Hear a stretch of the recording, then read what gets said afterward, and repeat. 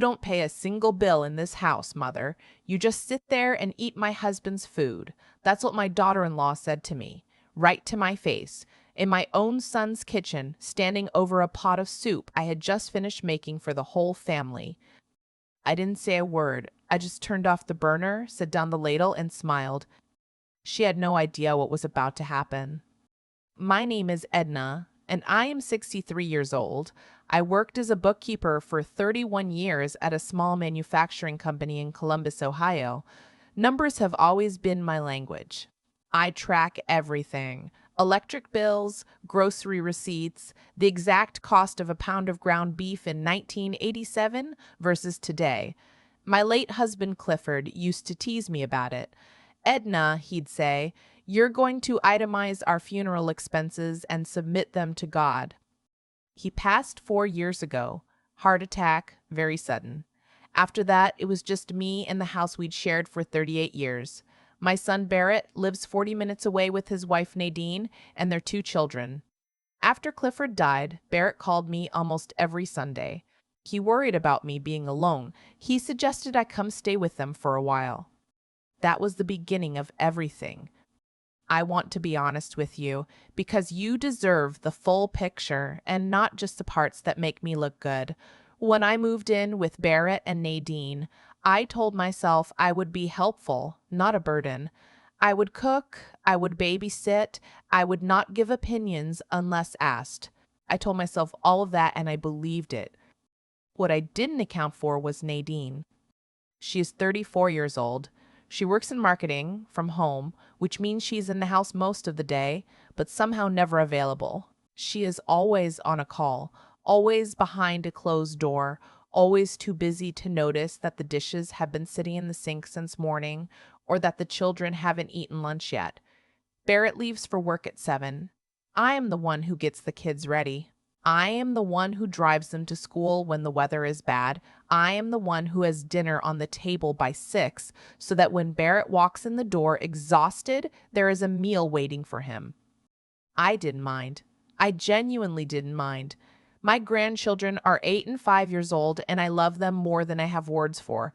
Cooking for them, reading to them, being there, that felt like a gift, not a job. But Nadine never once thanked me. Not once in 11 months. What she did instead was make comments, small ones, the kind that are easy to deny if you call them out. That's a lot of butter, Edna. Or, the kids don't really need dessert every night. Or, my personal favorite, delivered one Tuesday afternoon when I was folding laundry I had washed because the pile had been sitting there for 4 days. You really don't have to do all that. I was going to get to it. She was not going to get to it. And then came the day she said what she said to me over that pot of soup, and something shifted inside me. Not anger exactly, more like clarity. She was referring to the fact that I didn't pay rent. Barrett had told me not to, had insisted, had said, Mom, please, this is your home too. I had offered 3 times. He refused 3 times. But now, according to Nadine, I was a freeloader, a woman who sat and ate her husband's food. I turned off the burner. I smiled. I said nothing. That night, I couldn't sleep. I lay in the guest room that had been reframed in my mind as Edna's room, but still had a pull-out sofa frame where the bed should have been, and I stared at the ceiling. Clifford, I thought, I wish you were here. You'd know exactly what to say. But Clifford wasn't there. So I did what I always do when I can't sleep. I got up, went to the kitchen table, and I started writing things down. I have a small notebook I keep in my purse, a habit from the bookkeeping days. I started listing everything I had done since moving in. Not to be petty. I want to be clear about that. I did it because I needed to see it, the way you sometimes need to write a thing down to understand whether it's real. It was real. In 11 months, I had cooked 431 meals for the household. I calculated that conservatively because I didn't count the mornings I made the children oatmeal while Nadine was on a call, or the Sundays I put together a full breakfast because it was nice to have something warm on the table. Just the dinners and the lunches I made on the days the kids were homesick. 431. A personal chef in Columbus charges between $25 and $40 per meal for household cooking. I used 25, the lowest possible number. That's $10,775. I drove the children to school 68 times. That's not counting the afternoons I picked them up when Nadine had a late call she'd forgotten to mention until 40 minutes before dismissal. Just the mornings. A car service would charge at minimum $15 per trip, round trip. That's $2,040. I had kept the receipts for everything I bought. Not because I planned to ask for anything back, but because that's who I am. I went through them. In 11 months, I had spent $3,218 on groceries for the household. Not for myself, for the household. I bought Barrett's coffee because I knew exactly the kind he liked. I bought the children's fruit snacks and the specific brand of yogurt the younger one would actually eat. I bought Nadine's oat milk and the fancy crackers she liked with her lunch, even though she'd never asked me to and never said thank you. I also babysat every time they went out. Date nights, work events, a weekend trip to Nashville that Nadine had planned and mentioned to me on a Wednesday for the following Friday, with no question mark anywhere in her message. Just, we're going to Nashville this weekend. Can you watch the kids? 9 overnight stays. Night team evening babysittings. A babysitter in our area charges $18 an hour. I am not going to calculate that one out loud because even I was startled by the number. I sat at that kitchen table until 2 in the morning. When I was done, I had a total. I won't give you every line item here, but it was a number that had 5 digits in it, and that was using the most conservative estimates I could find. I closed my notebook. I made myself a cup of chamomile tea. I thought about Clifford again, about how he used to say, Edna, you give, and then you act surprised when you've got nothing left. He wasn't criticizing me. He was just observing. He knew me. I made a decision sitting at that table, not out of anger, out of something quieter than that. I was going to take Nadine at her word. The next morning, I told Barrett I needed to speak with him before he left for work. I was up at 6, which is not unusual for me. He came into the kitchen looking surprised to find me already dressed. I said, Nadine mentioned yesterday that I'm not contributing to the household financially. I think she's right, and I'd like to correct that. I want to pay rent. Barrett stared at me. Mom, I've told you. I know what you've told me, I said, but it's not fair to Nadine. I don't want to be a source of resentment, so let's make it official. What should I pay? He was flustered. He said we'd talk about it later. I said, all right. That was Monday. On Tuesday, I stopped cooking dinner. Not dramatically, not with an announcement. I simply came home from my afternoon walk, went into my room, read my book, and was not in the kitchen at 6 o'clock. Barrett came home and stood in the kitchen doorway with that look men get when they're hungry and confused in equal measure. Is dinner? I wasn't sure what everyone wanted, I said pleasantly from the hallway. I figured Nadine had a plan. Nadine did not have a plan. They ordered pizza. On Wednesday, I did not drive the children to school. I was not dressed and ready by 7:30 when Barrett was trying to get out the door. I was in my room doing my morning exercises, which I am allowed to do because I am 63 years old and my knees require specific attention. Barrett took the kids himself, which made him 20 minutes late to work.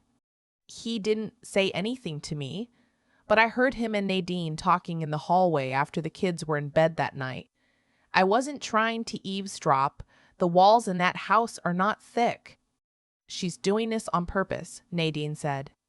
She's not doing anything, Barrett said. She's just not doing what she was doing before, which she was doing without being asked, which means she can stop without being asked, I suppose. Silence. You said she wasn't contributing, Barrett said. His voice was careful, the way a person's voice gets when they're choosing words like they're picking their way across ice. I didn't mean. What did you mean, Nadine? More silence. I went back to my book. On Thursday, my granddaughter came to find me in my room after school. She's the older one, 8 years old, and she has Clifford's eyes exactly. She climbed up on the bed next to me and said, Grandma, how come you didn't make dinner last night? Because your mom and dad wanted pizza, I said. She thought about that. Can you make your chicken and rice tonight, the kind with the crispy part? We'll see, sweetheart, I said, and I kissed her on the top of her head, and I thought, this is the part that breaks you. Not the adults. Never the adults. It's always the 8-year-old who looks like your late husband. I did not make the chicken and rice. By the end of the first week, the household was in a low-level state of emergency. Not dramatic, nothing you could point to. But Barrett was eating cereal for dinner, and Nadine was surviving on the crackers I had stopped buying. And the children were eating a lot of peanut butter sandwiches because that was the one thing Nadine knew how to assemble without thinking too hard. On Saturday morning, Nadine came and knocked on my door. She stood in the doorway. She was wearing her good robe, the silk one, and her hair wasn't done yet. She looked younger than she usually does, and for a moment I felt something almost like tenderness toward her. Almost. Edna, she said, can we talk? Of course, I said. Come in.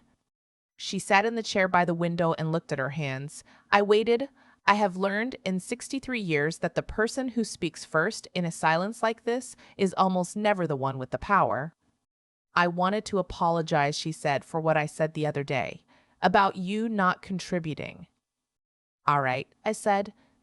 She looked up, a little surprised that I didn't fill the space. I didn't mean it the way it came out. How did you mean it? She opened her mouth, closed it again. I was frustrated, she finally said. I'd had a bad day with work and I took it out on you, and that wasn't fair. I looked at her for a moment. She was being sincere. I could tell, but sincerity is not the same as understanding. Nadine, I said, I want to ask you something, and I want you to think about it before you answer. How much do you think I've contributed to this household since I moved in? She shifted in the chair. I know you cook and watch the kids sometimes. I have cooked 431 meals, I said. I have driven the children to school 68 times. I have babysat on 28 separate occasions. I have spent over $3,000 of my own money on groceries for this household, using standard market rates, and I want to be clear that I looked these up. The cooking alone amounts to over $10,000. The childcare is more than that. She stared at me. I have the notebook here if you'd like to see it, I said. She didn't say anything for a long moment. Her face had gone through several expressions while I was talking: surprise, discomfort, something that might have been embarrassment, and now it had settled into something I couldn't quite read. I didn't know, she said finally. I know you didn't, I said. That's the problem. There was a silence, a real one, not hostile, just honest. I didn't think of it as work, she said slowly. You seem to enjoy it. I do enjoy it, I said. I love my grandchildren. I love cooking. I loved feeling useful after Clifford died.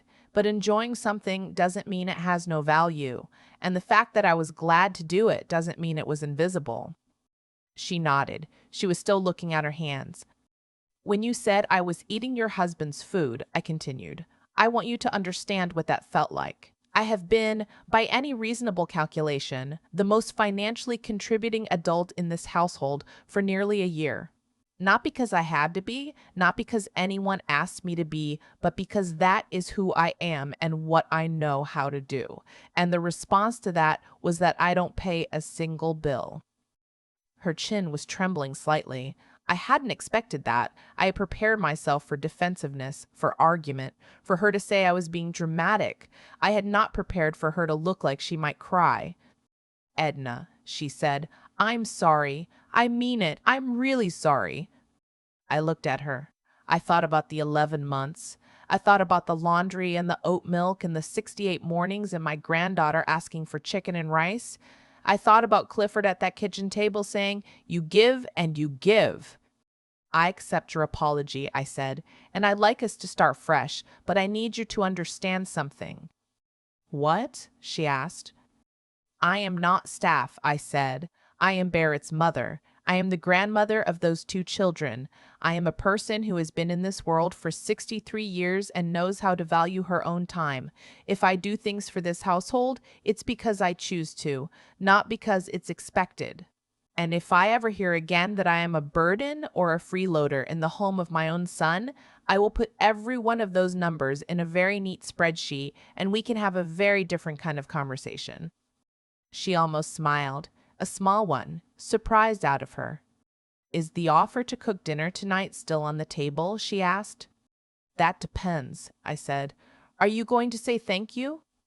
She nodded. Yes, she said quietly. I am.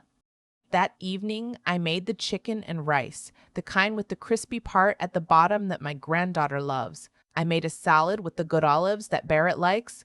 I set the table properly with placemats and glasses, the way I always used to. When Nadine came down, she looked at the table and then at me. That smells incredible, she said. Thank you, I said. I handed her the salad bowl to carry. She carried it. Barrett noticed immediately. He has known me his whole life and he can read a room in seconds. He looked at the table, looked at me, Dean, and said nothing, which was the right thing to do. We had a perfectly normal dinner. The children talked about school. Barrett told a story about something that had happened at work. Nadine asked me about my walk that afternoon, whether the park was busy. Small talk, ordinary, quiet, ordinary. After dinner, my granddaughter helped me clear the plates. She is at the age where she wants to help with things, where being included in tasks feels like a privilege. She scraped and I rinsed, and she handed them to me one at a time, very seriously, the way children do when they want you to know they are being careful. Grandma, she said while we were doing this. Yes, love. Are you staying? I looked at her, that face, those eyes. For now, I said. Yes. She seemed satisfied with that. She handed me the last plate. It's been 4 months since that morning in my room. I want to tell you how things are now, because I think you deserve the end of the story, not just the dramatic middle. Nadine and I are not best friends. I don't think we ever will be. But something shifted after that conversation. Something real and not just temporary. She says, thank you now. Not every time, not perfectly, but enough that I know she's trying.